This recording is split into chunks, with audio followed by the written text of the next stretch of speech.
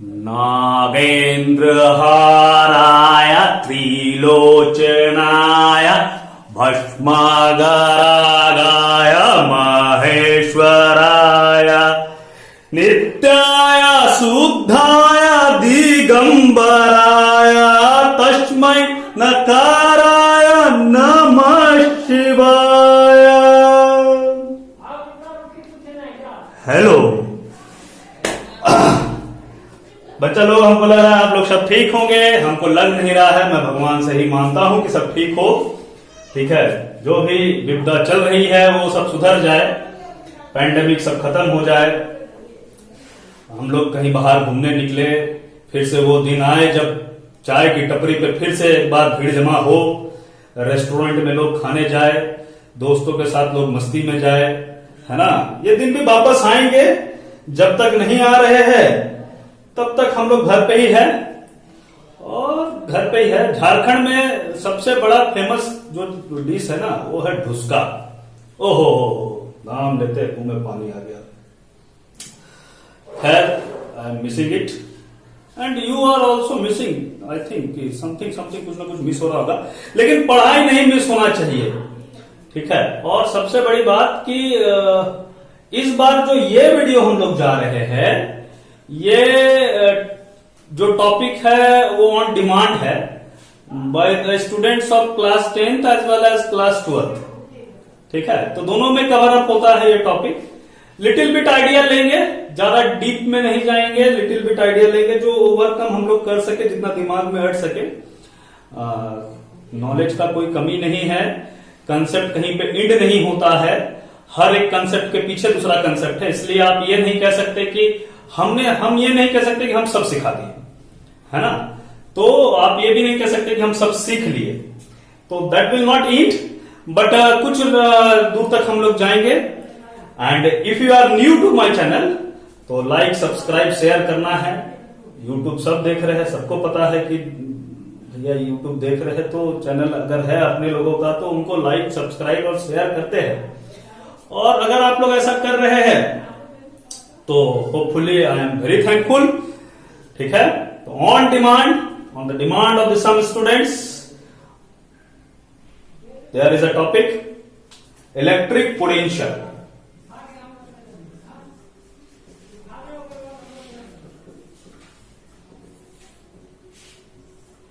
Okay, electric potential and what's the electric potential is. Electric potential है क्या, है ना। तो इसको जानने से पहले एक ऐसा समझते हैं कि थोड़ा सा इससे पहले टॉपिक पे आते हैं।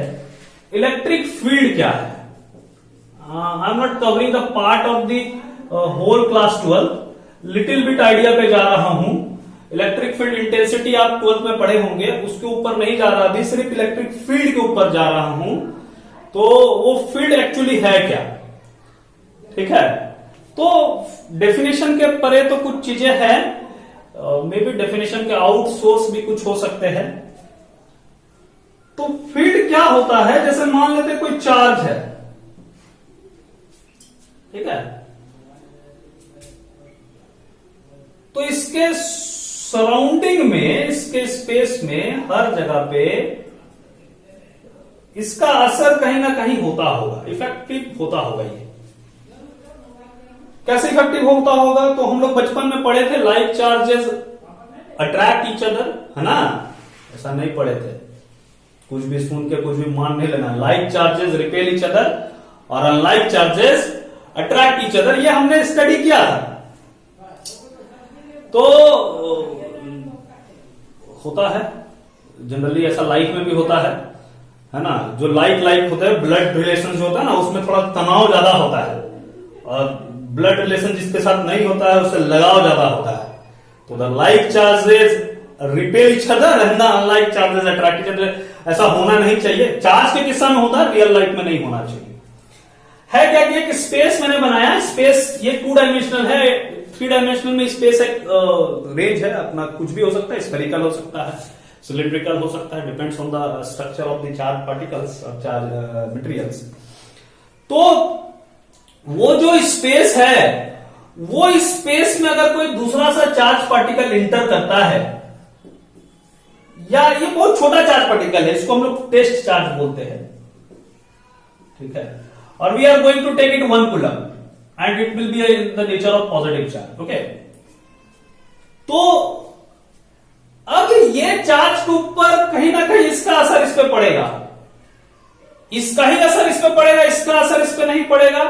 दैट डजंट मीन कि ये इस पे फोर्स लगाएगा, ये इस पे नहीं लगाएगा, दोनों एक दूसरे पे फोर्स लगाएंगे, but effect can be seen on the that part जो थोड़ा स्मॉलर है, जिसकी इंटेंसिटी, जिसका ताकत कम है, असर उसी पे पड़ता है, ठीक है।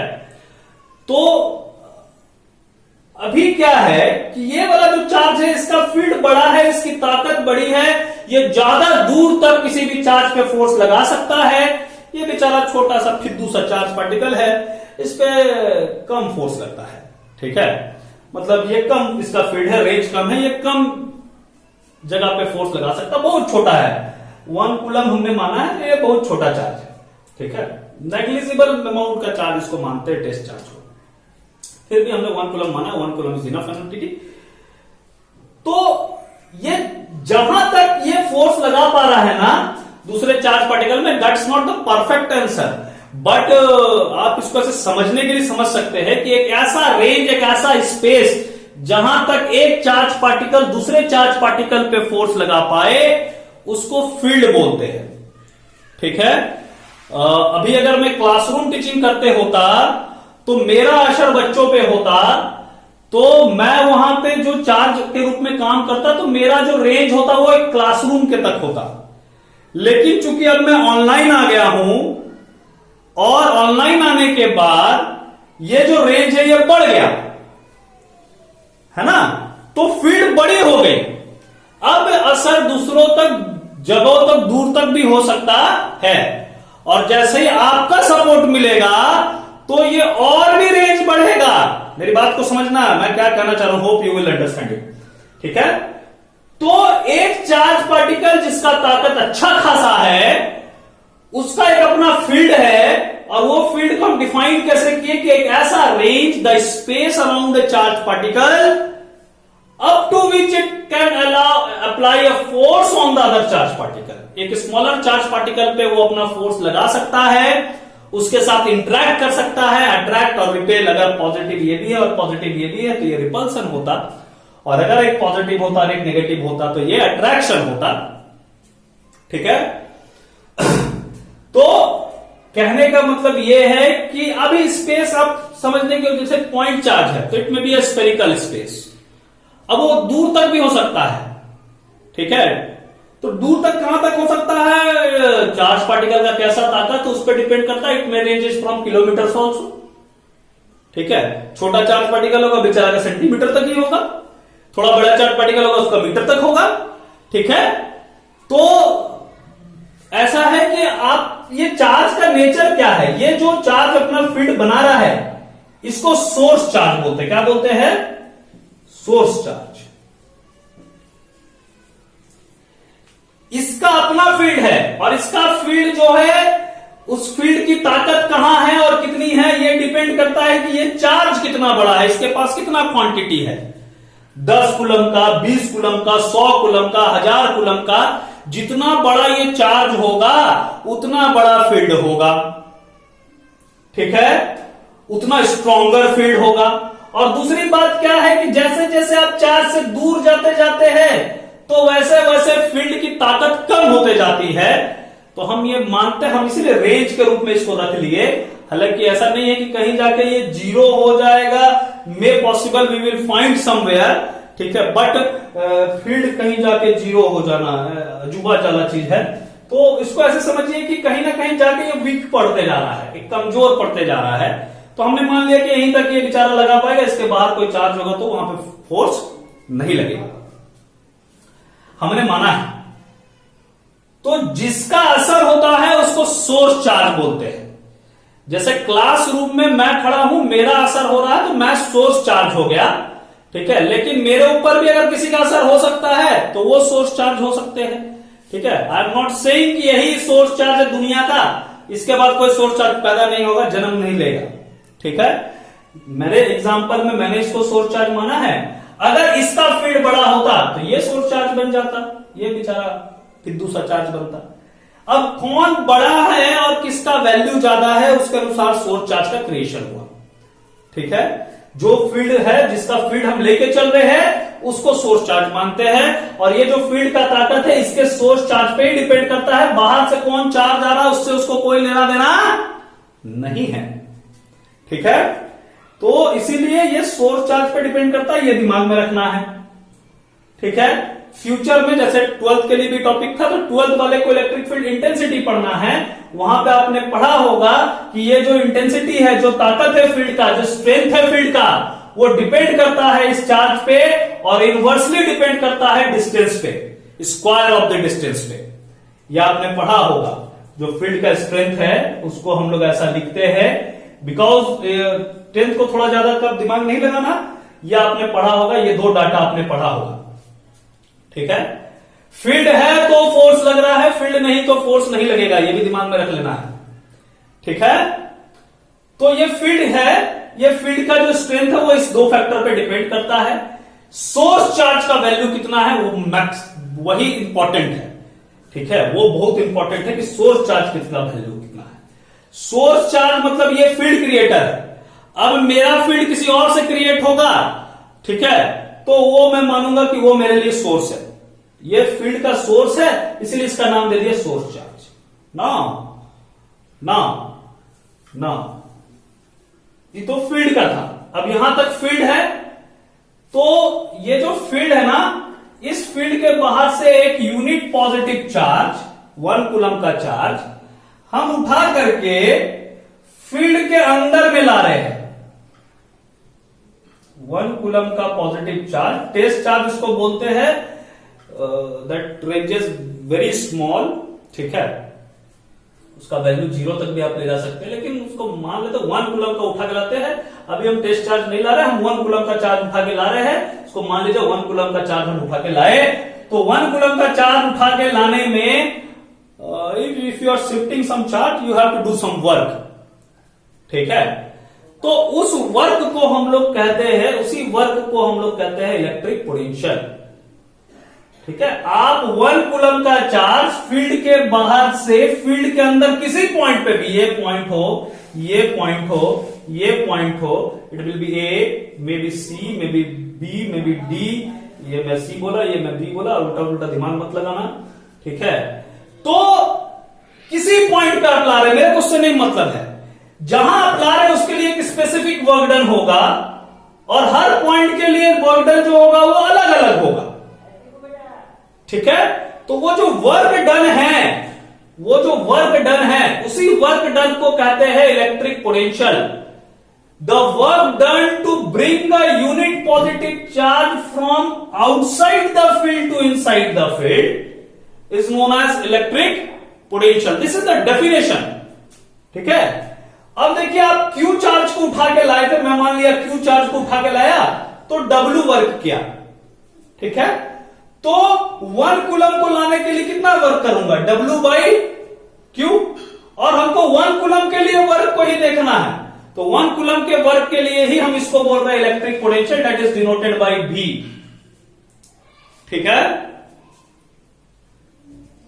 अब ध्यान दीजिए, अगर ऐसा यूनिट उस यूनिट के ऊपर जाते हैं तो इट विल बी इजी, ये जूल पर कूलम हो जाएगा। ऐसे जनरली इसका ऐसा यूनिट वोल्ट हम लोग लिखते हैं, डिनोटेड बाई कैपिटल V।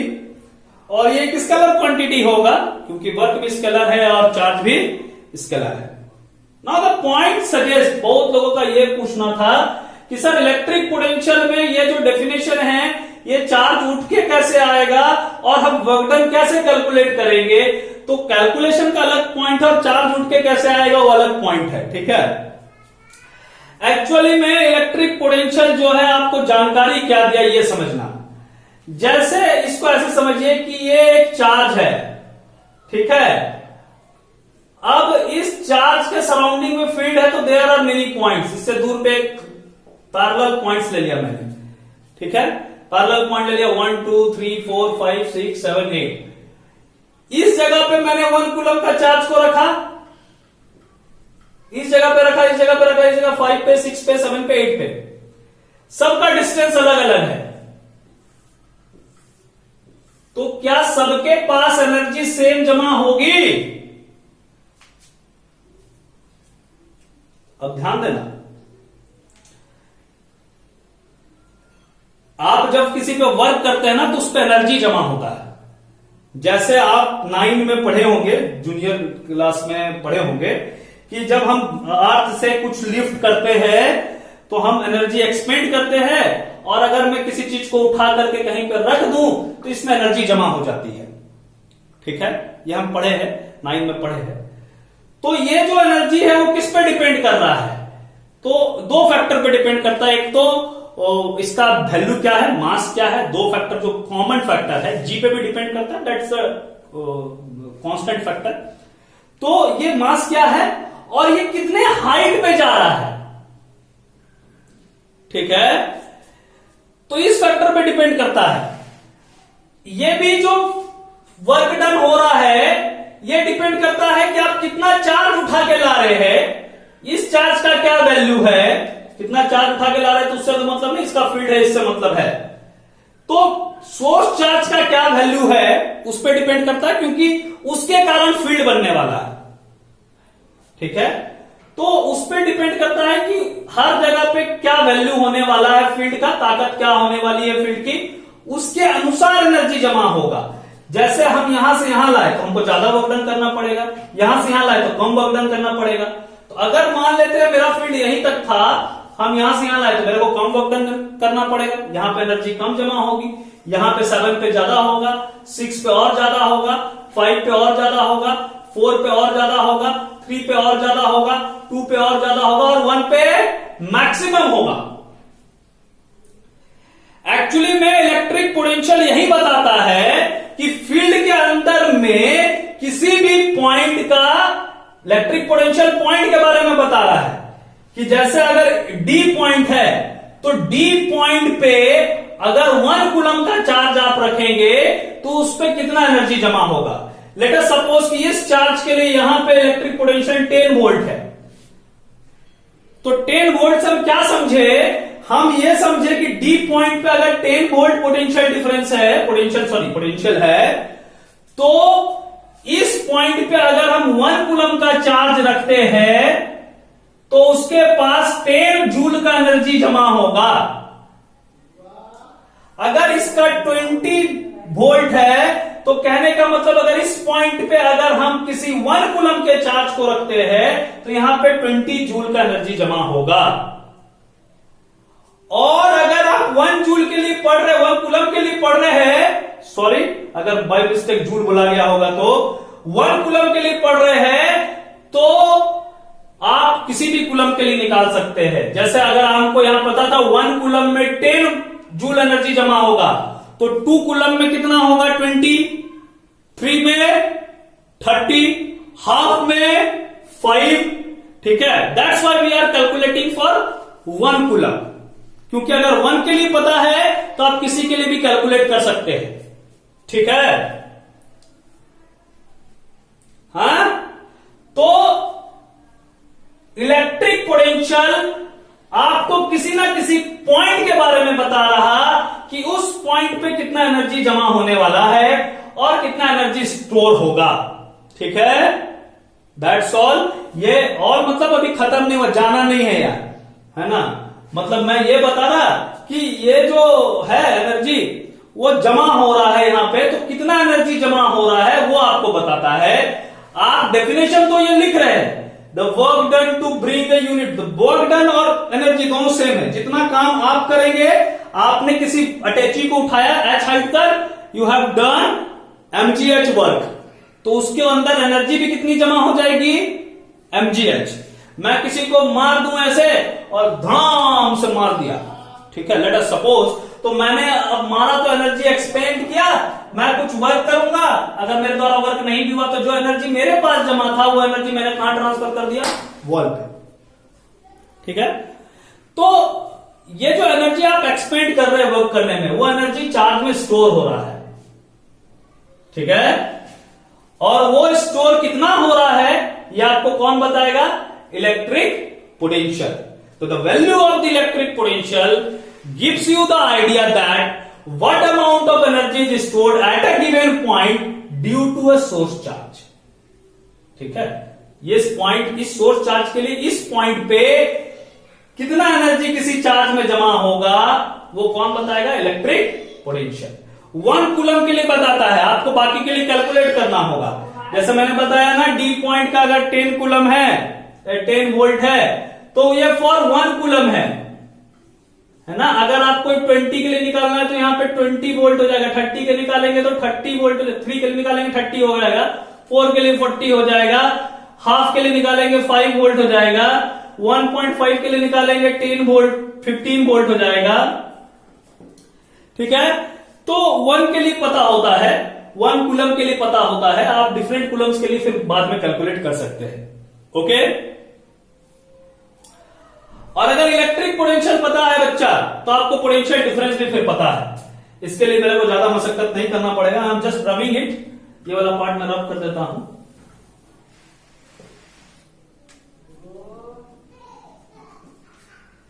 अब देखिए, डी पॉइंट पे 10 वोल्ट है. इस पॉइंट पे कितना होगा? ठीक है, एक चीज और दिमाग में रखना कि इलेक्ट्रिक पोटेंशियल पाथ इंडिपेंडेंट, आप कैसे घुमा फिरा के ला रहे हैं इससे मतलब नहीं है इसको. ठीक है, ये 4 से कितना दूर पे है इससे मतलब है. ठीक है, तो ए पॉइंट है और एक डी पॉइंट है. ए पॉइंट का मान लिया मैंने जो पोटेंशियल है वो 5 वोल्ट है, और डी पॉइंट का मैंने मान लिया 10 वोल्ट है. ठीक है, तो इस दोनों पॉइंट के बीच में कुछ डिफरेंस दिख रहा है. एनर्जी लेवल पे कोई डिफरेंस होगा कि नहीं होगा? तो आप ऐसे भी देख सकते हैं, इस पोटेंशियल को और इस पोटेंशियल को माइनस करेंगे तो you will get the 5 volt. आप माइनस करके भी निकाल सकते हैं. और अगर आपको लगता है कि आपको यहां से यहां आना है या यहां से यहां जाना है, तो 5 जूल का एनर्जी आपको कहीं ना कहीं काम करना पड़ेगा. 5 वोल्ट के एनर्जी को चेंज करना पड़ेगा. ठीक है, मेरा जस्ट ये कहना है कि 2 पॉइंट के बीच का अगर कोई पोटेंशियल में होना ही है, हर पॉइंट का अपना एक स्पेसिफिक पोटेंशियल है. Although the distance, if the distance are different, अलग अलग डिस्टेंस वाले पॉइंट का अलग अलग पोटेंशियल होता है. सोर्स चार्ज से जितने अलग अलग पॉइंट होंगे डिफरेंट डिस्टेंस पे, सबका अलग अलग पोटेंशियल होगा. और अगर सबका अलग अलग पोटेंशियल होगा तो अलग अलग पोटेंशियल के लिए सर काम यह है कि अलग अलग पोटेंशियल जब होगा तो हर पॉइंट का जो अलग अलग पॉइंट के बीच का जो होगा डिफरेंस भी होगा, कुछ ना कुछ, सब स्पेसिफिक डिफरेंसेस देयर. और उस डिफरेंस को हम लोग बोलते हैं पोटेंशियल डिफरेंस. इलेक्ट्रिक पोटेंशियल के वैल्यू में जो अंतर है उसको पोटेंशियल डिफरेंस बोलते हैं. How can you calculate it? तो वो एनर्जी का डिफरेंस है, और वो डिफरेंस एनर्जी कैसे निकालेंगे? तो ऐसे तो डायरेक्ट आप निकाल सकते हैं, बट डेफिनेशन कैसे देंगे? तो definition is just like it कि आप फिर से 1 कूलम का चार्ज लीजिए और इस पॉइंट से उठा करके इस पॉइंट पर रख दीजिए. जिस जिस पॉइंट के बीच का आपको डिफरेंस चाहिए वहां से एक पॉइंट से उठाइए और दूसरे वाले पॉइंट पे जाके रख दीजिए. तो जो वर्क डन आपको करना पड़ेगा, ठीक है, या जो वर्क डन होगा ऑटोमेटिकली, वो वर्क डन को हम लोग कहते हैं क्या? Potential difference. क्या कहेंगे?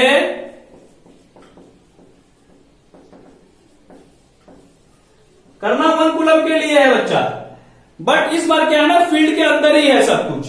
फील्ड के अंदर ही, क्योंकि पोटेंशियल का पॉइंट है. फील्ड के बाहर पोटेंशियल 0 मानते हैं, याद रखेंगे. फील्ड के बाहर, फील्ड एक स्पेसिफिक रेंज तक माना, उसके बाहर पोटेंशियल 0 मानते हैं, वहां कोई असर नहीं है.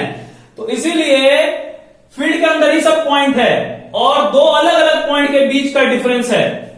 तो जैसे एक डी है और एक ए है, let us suppose A is here, तो इस दोनों के बीच का डिफरेंस है. तो यहां से यहां जाने में, यहां से यहां उठा के रखने में चार्ज को, कौन चार्ज को?